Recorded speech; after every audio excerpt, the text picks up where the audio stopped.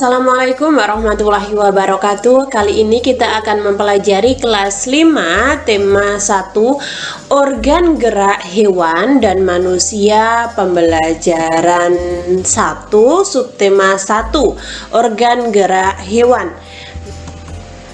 Hari Minggu adalah hari libur sekolah. Namun demikian, menurut Edo, hari Minggu bukanlah hari yang harus dilewatkan begitu saja. Sejumlah rencana telah dia persiapkan, mulai dari memenuhi ajakan Benny untuk berlatih berenang, menemani Lani membeli buku, hingga pergi ke kandang kelinci. Dari sejumlah rencana tersebut, Edo lebih memilih untuk pergi ke kandang kelinci. Nah, di sini ada gambar kandang kelinci. Siapa di rumahnya yang memiliki kelinci? Nah, setelah membantu ibu membersihkan rumah, Edo pamit untuk berkunjung ke rumah Pak Rudi. Pak Rudi adalah peternak kelinci yang sukses di kampungnya. Kandang kelincinya sangat luas, terletak di pekarangan belakang rumah. Pak Rudi sedang sarapan di serambi belakang rumah dekat kandang kelinci. Serambi itu terbuka sehingga pemandangan sangat luas. Udara pagi juga dapat leluasa masuk. Selesai sarapan, Pak Rudi mengajak Edo untuk melihat-lihat kandang kelinci. Edo senang sekali. Dia melihat kelinci melompat-lompat saling berkejar-kejaran. "Kamu terlihat senang sekali, Edo," kata Pak Rudi. "Benar, Pak Rudi. Saya senang memperhatikan kelinci-kelinci yang lincah melompat ke sana kemari," jawab Edo. Memang demikian, Edo. Kelinci dapat melompat-lompat dan berlari seperti tidak pernah lelah karena memiliki organ gerak yang kuat, kata Pak Rudi. "Pak, lucu ya, kelinci-kelinci itu bulunya tebal dan gerak-geriknya lincah. Kenapa kelinci bisa melompat dan berlari dengan lincah seperti itu ya?" Benar, kelinci dapat bergerak lincah karena didukung oleh organ-organ geraknya. Pada dasarnya, organ gerak kelinci serta hewan lainnya hampir sama dengan organ gerak manusia. Tanpa organ gerak, kita tidak bisa melakukan kegiatan apapun. Nah, kita akan membahas tentang organ gerak manusia dan hewan. Di sini ada gambar kelinci yang lincah melompat. Salah satu ciri makhluk hidup adalah bergerak. Secara umum, gerak dapat diartikan berpindah tempat atau perubahan posisi sebagian atau keseluruhan dari tubuh. Makhluk hidup akan bergerak apabila ada rangsangan yang mengenai sebagian atau seluruh bagian tubuhnya. Organ gerak pada manusia dan hewan menggunakan organ gerak yang tersusun dalam sistem gerak. Organ gerak berguna untuk berjalan, berlari, melompat, meloncat, memegang, menggali, memanjat, berenang, dan lain sebagainya. Organ gerak pada hewan dan manusia memiliki kesamaan. Alat-alat gerak yang digunakan pada manusia dan hewan ada dua macam, yaitu alat gerak pasif berupa tulang dan alat gerak aktif berupa otot. Kedua alat gerak ini akan bekerja sama dalam melakukan pergerakan. Kerja sama antara kedua alat gerak tersebut membentuk suatu sistem yang disebut sistem gerak. Tulang disebut alat gerak pasif. Kenapa? Karena tulang tidak dapat bergerak dengan sendirinya. Tanpa adanya alat gerak aktif yang mempengaruhi tulang tersebut, maka tulang-tulang pada manusia dan hewan akan diam dan tidak dapat membentuk alat pergerakan yang sesungguhnya. Walaupun merupakan alat gerak pasif, akan tetapi tulang mempunyai peran yang sangat besar dalam sistem gerak manusia dan hewan. Otot disebut alat gerak aktif. Kenapa? Karena otot memiliki suatu senyawa kimia yang membuatnya dapat bergerak. Pada saat otot menempel pada tulang bergerak, otot tersebut akan membuat tulang bergerak. Nah, seperti itu ya teman-teman. Di sini ada ayo berlatih. Ini ada pada halaman 4 ya. Teks berjudul Organ Gerak Hewan dan Manusia terdiri atas 5 paragraf. Kak, paragraf itu yang mana sih? Nah, paragraf itu biasanya awalnya tulisannya agak menjorok ke kanan ya. Tadi ada 5 paragraf. Nah, masing-masing paragraf itu ada ide atau gagasan pokok. Ada juga kalimat-kalimat pengembang atau kalimat pendukung. Apa sih Kak ide pokok? Apa sih kalimat pendukung? Nah, ide pokok itu gagasan yang menjadi dasar sebuah paragraf, atau kata lainnya ide pokok itu pokok permasalahan inti dari satu paragraf tersebut. Nah, ide pokok disajikan ke dalam bentuk kalimat utama. Kalimat utama yang membuat ide pokok ini bisa berada di awal paragraf, di tengah paragraf, atau di akhir paragraf. Nah, di sini Kak Wafik akan mencontohkan bagaimana cara mencari ide pokok dan kalimat pendukung dalam satu paragraf ya. Nah, ini satu paragraf, ini 1, 2, 3, ada 3 paragraf. Saya akan membahas yang paragraf pertama terlebih dahulu. Nah, kita akan mengambil satu kalimat ya. Salah satu ciri dari makhluk hidup adalah bergerak. Nah, ini adalah ide pokok. Sedangkan secara umum gerak dapat diartikan berpindah tempat atau perubahan posisi sebagian atau seluruh bagian dari tubuh.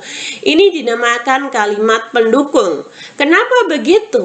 Nah, karena yang warna biru ini dari kalimat yang saya garis biru ini dapat dijabarkan menjadi satu paragraf yang utuh. Nah, sedangkan yang warna merah ini adalah penjabaran dari gagasan pokok atau ide pokok.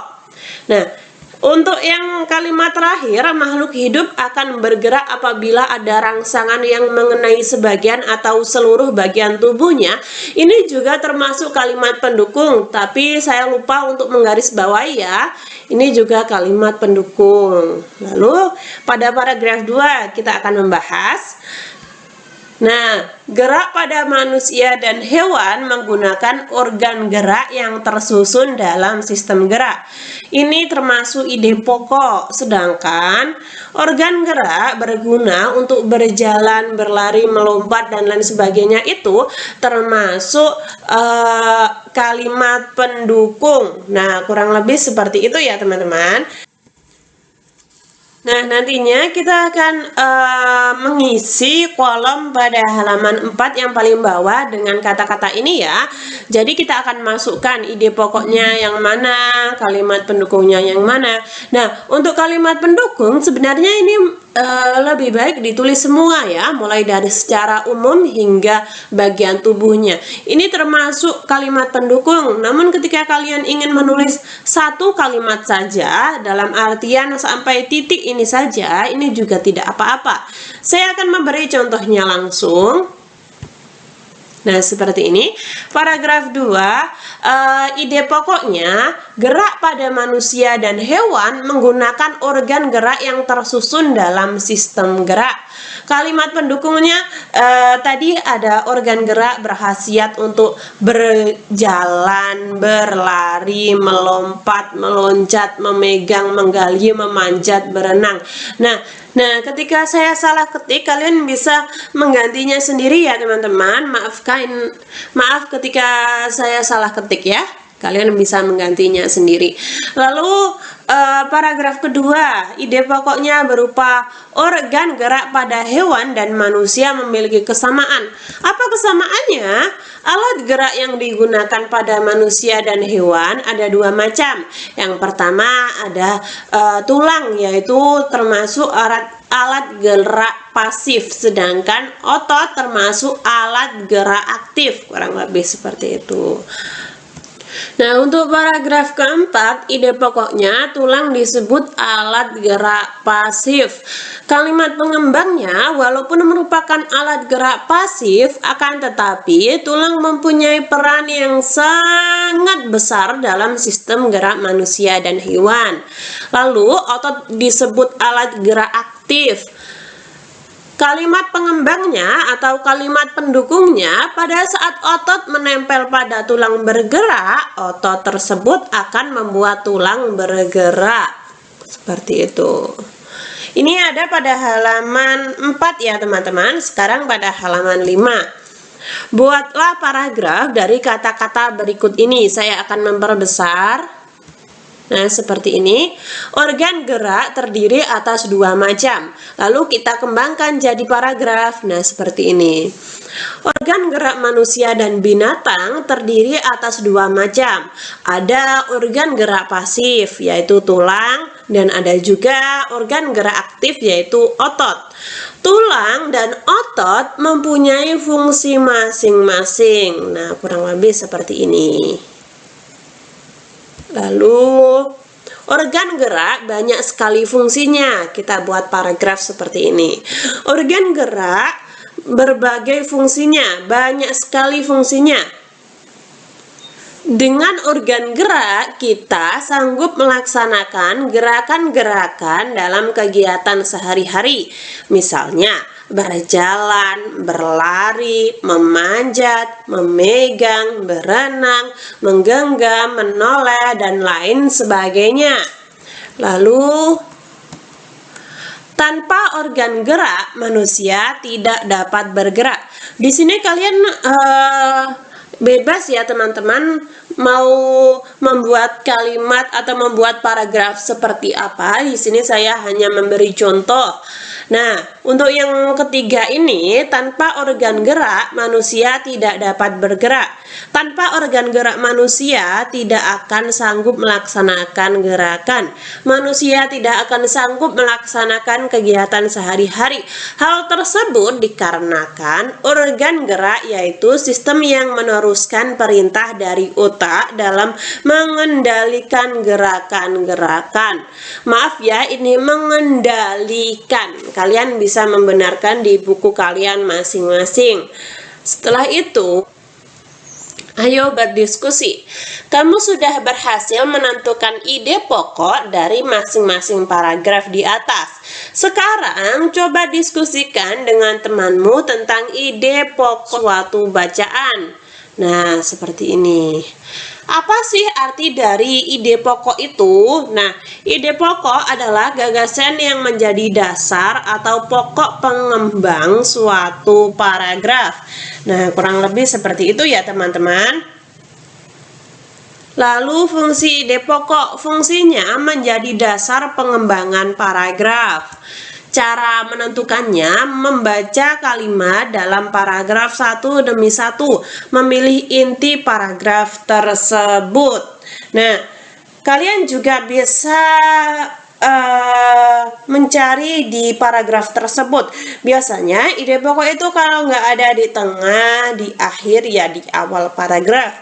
Namun yang sering saya jumpai adalah di awal dan di akhir paragraf. Ini ada pada halaman 6 ya. Setelah itu, tuliskan kesimpulan yang dapat kamu ambil dari diskusi tadi. Kalian tulis di sini. Ini ada pada halaman 6 yang paling bawah ya. Ide pokok yaitu gagasan yang menjadi dasar sebuah paragraf, fungsinya untuk menjadi dasar pengembang suatu paragraf. Cara menentukannya membaca kalimat satu per satu, memilih inti paragraf tersebut. Kurang lebih seperti itu. Oh ya teman-teman, di sini saya mau tanya, untuk ayo renungkan dan kerja sama dengan orang tua, menurut kalian enaknya dibahas nggak teman-teman? Nah, kalian bisa tulis di komentar agar saya bisa memperbaikinya. Ketika teman-teman ada saran, masih kurang paham, atau mungkin saya salah ketik, salah pengucapan, kalian bisa tulis di komentar agar saya bisa memperbaikinya. Semoga bermanfaat. Wassalamualaikum warahmatullahi wabarakatuh.